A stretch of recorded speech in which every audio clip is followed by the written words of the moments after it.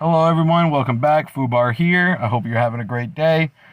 And right now, we're going to be discussing my thoughts on what Warpath needs in the upcoming future.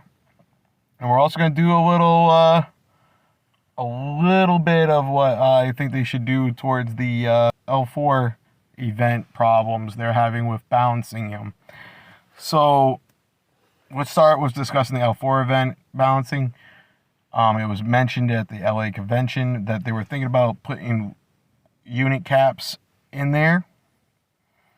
And in effect, where if you're like silver, you can't have a 9.2 unit, or gold, that you'd have to play an epic. Well, I kind of disagree with that, because a lot of people actually wind up working really hard towards these units, and then it would make that work they're putting in irrelevant. And not a lot of people are ready to go up into epic, and a lot of people are not ready for gold, and they just don't have the time to play. I think reality is that they need to work on balancing the system in a way where heavy spenders can be in one category, free to play in another category, so that way it's a little bit more balanced. And then view the activity of each alliance and put them in brackets that way, along with the overall power of these alliances. I mean, I agree. I think that would help solve a lot of the issues, but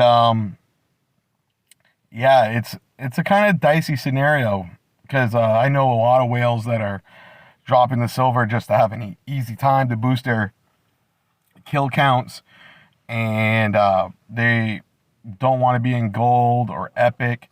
And the reason for that is because the talent that is in these other servers and other alliances they're going against on knowing how to use their unit is the issue. And where whales are, they typically are successful people who work a very demanding job, and they don't have enough time to put into the game, so they whale out, get these really powerful units, and, as I like to coin the term, smash Legos together, and that is what it is. And so therefore they're not that very effective. I mean, they're effective on the battlefield. They'll dominate anyone who's lower than them. But as far as using advanced micromanagement and handling their units properly, there's a few whales that do have that ability, but a lot of them do not. And that makes the playing field a little bit unfun and frustrating on all ends. So I think a part of it is player-based problems, and we're going to talk about that in this video. So my thoughts is that Lilith has to, and in the game of Warpath, I understand Lilith is a company and they need to keep their lights on, so the spending and the pay to win is necessary for us to see this game's max potential. And it's become very successful. They've already released a PC version where ROK didn't get it for a while. So that is a big deal. And that is definitely important. But I think they need to find a way to bridge the gap for free-to-play players with the whales. And what I think is how they could do this slightly is they can either adopt free-to-play servers or light spender servers, where there's like a income cap what they can allow to spend, or they can add events tailored specifically for free-to-play players, such as, and this would also, some of these events will also help whales, but it's more so aimed for the free-to-play player. So like I would suggest like a part exchange event. Say I have right now currently in my inventory a Gold plus Martyr medium barrel. So I don't need that. I would rather have a Gold plus Liberty Tank Hunter scope than me having the ability to exchange this part for the part I need will help level out that playing field. And with a whale who can go into the munitions event and buy the part versus me having to farm the part, it's a little bit disadvantages. Another thing they could do, it would be to rework the prototype system. Reworking the prototype system so that way it's a little bit faster for free-to-play players to catch up with whales who can drop $300 a day, getting 240 coupons, and opening them all so that way they can quickly gather these prototype pieces. So there's a few ways of going about this. They could increase the make events for specifically like more base skins for free-to-play players. They could make the Percy showroom event like there was rumored to be free-to-play where you could spend gold on it. They could do that, and that will significantly help the playing field because whales that can go in there and buy these base skins and unit skins, they're getting a permanent buff, and free-to-play players don't really have that option. So adding a way for free-to-play players to obtain unit skins and base skins would be a big help, and it would bring a lot. It would actually help probably cut down on the negative chatter about, oh, Warpath is a pay-to-win game. Well, unfortunately, a lot of those people who say that don't understand how business works. So there's that.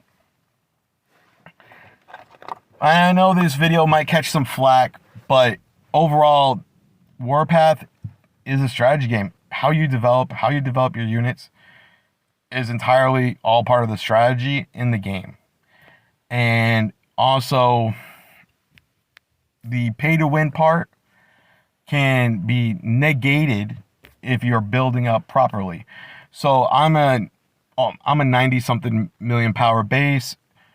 My effective ability right now with a helicopter and a rocket launcher unit, with my knowledge on the game, I can effectively take out, with minimum losses, approximately 400 losses, I could take out a 110 million power base or up to 120 max, and anything below that.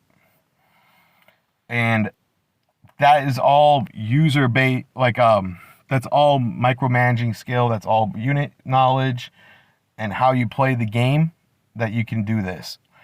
And so not always is pay to win at a complete advantage, but sometimes it's also a disadvantage.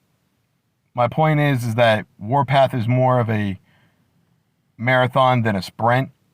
So take your time and enjoy the marathon and make those bonds, make it enjoyable.